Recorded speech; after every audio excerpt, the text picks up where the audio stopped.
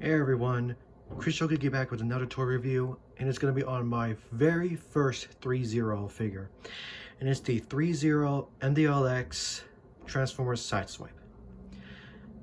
MDLX, I think is Mini Deluxe, Mini Deluxe, I believe that's what it stands for. Because I know there are bigger 3-0 Transformer figures, but I don't have those, and plus they could be a bit more pricey. I was lucky to have found this, which I'm going to say right now, I found this guy at a Santa Clara Comic-Con, or Santa Clara Library Comic-Con.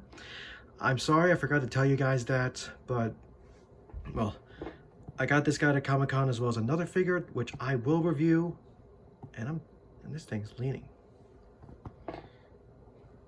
Okay, hold on, guys. Sorry for covering the screen. This thing's leaning.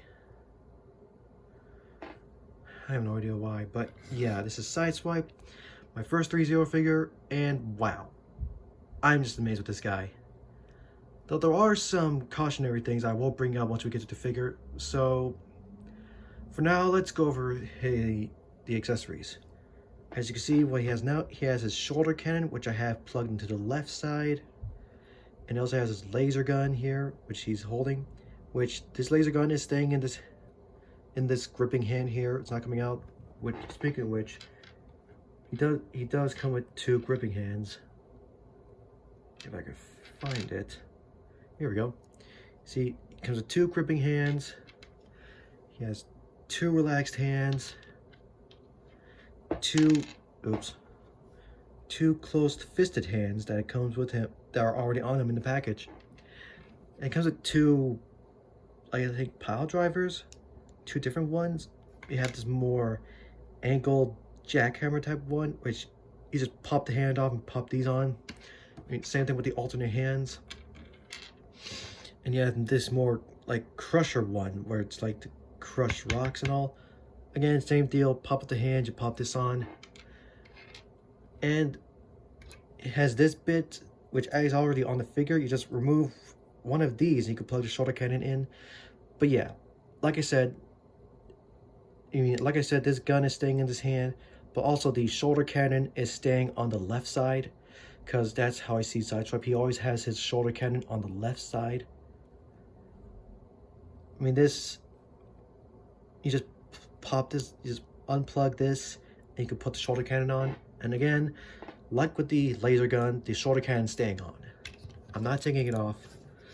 But yeah, so accessories, not a whole lot, but a good amount. Anyway, let's just get him straightened out. And wow, I'm impressed. I'm very impressed with this guy. I mean, the detail on this guy is amazing. I mean, the fact he has die-cast metal too. Even die-cast metal in some of the joints, like in the shoulders and hips, there's die-cast metal. I'm not sure if the elbows and knees have die-cast metal, but either way, it's amazing. It's just, this looks awesome. It's like a mod, it's pretty much what what a G1 Sideswipe could look like if it was more stylized, which I think is awesome. And you know what, while I'm at it, I'll just pop off this hand right here. Yeah, just gotta, okay, see, it pops off. And let's see, I'll give him I'll give him a closed fist. Why not? As you can see, it pops on like so. But yeah, I mean, this guy is amazing. Not perfect, but very little flaws. Very little. Aside from a few concerning issues, which again, I will get into as we continue. But yeah, this just looks amazing.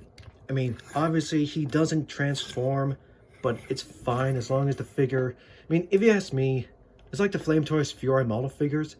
Yes, they don't transform, but as long as they have good detail and, you know, good articulation and good accessories, then it's fine. Because really, while I do prefer Transformers that actually transform into vehicles, I mostly display my Transformer figures in robot mode anyway, so it doesn't bother me that this guy doesn't transform at all. It doesn't bother me. But yeah, really great. And you know what? I'm also gonna take this off and give him the other fist. Like I said, it just pops on. I still recommend being a bit cautious, because even though the ball pegs aren't, I mean, they're small, but they don't, even though they don't feel like they're gonna break easily, I'd still be cautious. I mean, this guy was not cheap. I'm not gonna say the price, but I mean, I will say, actually, and you know what, actually no, screw it. This guy was like $80, while the Flame Toys the Magic Square Light of Freedom was $90. So a Masterpiece figure costing more than this guy. But either way, it was still worth the price. I'm so happy I got him. But yeah, anyway, articulation wise, he has a ball peg at the neck, which can move back and forth and side to side, and a ball peg at the head. So with both that, you can have him look up that far, look down that far. Of course, he can rotate. His arms can fully rotate, and it's actually on a die-cast metal dumbbell joint. It's kind of hard to see, but it is die-cast metal on a dumbbell joint, and you can see the shoulder pad can move. But yeah, a dumbbell die-cast metal joint here, and the shoulder pad can move up, which can allow his arms to move out on a hinge, move out that far. He has a bicep swivel. He has double jointed elbows. This little arm panel is on a ball peg. I mean, I guess if you want, you could rotate it. If you like want to have them, you have these like as blades or something, but and his hands are on a dumbbell ball peg as well. You can move up and down. You can move back and forth, side to side, and rotate with all the hands. He has a ball peg at the upper torso, which can bend that far forward, and the detail on the back just looks awesome. It can bend not really much back. Oh wait, is he? I actually think it's on a ball peg and a hinge. I don't know. But it can move side to side. It can kind of rotate a little bit, but it's not meant to. He does have a waist swivel. I will admit, if you get this guy, some of the joints might be a little stuck, so I recommend carefully like moving it until you hear a little crack. Now, it's not to signify that it breaks, but it's to show that it actually can move. But even then, like I said, be cautious. And his hip panels here are on ball pegs, so you can move them out like that. And this bit is on a ball peg as well as the front ones. Though I will admit, moving the legs, these back ones can pop off easily just on a small ball peg. Alright, see? They're just on a ball peg that plugs into here, so I mean, I'm still concerned, because I don't want this to break. But yeah, just be careful not to lose these, because yeah, it's gonna suck. But yeah, I mean, but with these out of the way, and this is on a dumbbell, the front panel's on a dumbbell joint, so you can move up and out of the way. And the hips are on a hinge here. See what I mean? They're on a hinge, but also a dumbbell joint. See, it's die-cast metal in there. It's kind of hard to see, but it is die-cast. Though, wait a minute, is it? Ah, damn, is that just the color of the metal, or is that rust? I don't know, but you know, the legs move forward and back. They can move outward very far. You can do splits, and of course, you could have it as like a drop-down hip if you want. I'm just gonna pop this thing back on, if I can. I'll just do it off screen.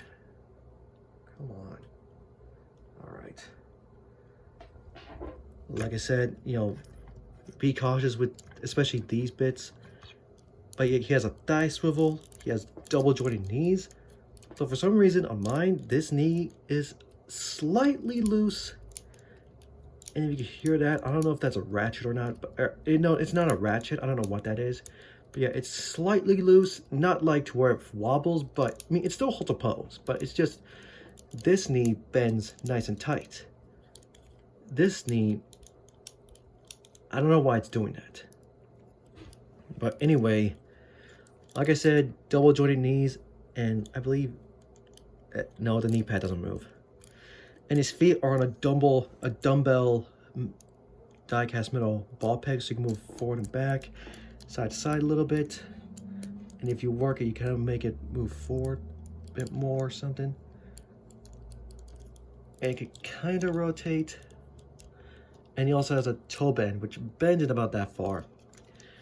And these here are actually the more worrisome. I mean, these little fenders on the back, they're on a ball peg, but if you could see there, sorry, I'm blocking it. It's kind of hard to see, but that little black strut, or not strut, but little black thing right there, it's small, and I'm worried that it could break if I'm not careful. So, and of course, you guys need to know, this figure is not meant for kids. It's for older adult collectors. So yeah, this is not meant for kids. I almost forgot the shoulder cannon can move up and down. So you can have him ready to fire it, or you can have it up as if he's not going to use it. But yeah, really great articulation on this guy. I really enjoy, you know, this guy a lot. And also his tires can spin too. That's cool. I mean, he doesn't transform, but that's a nice feature. But yeah, that's pretty much all I can say.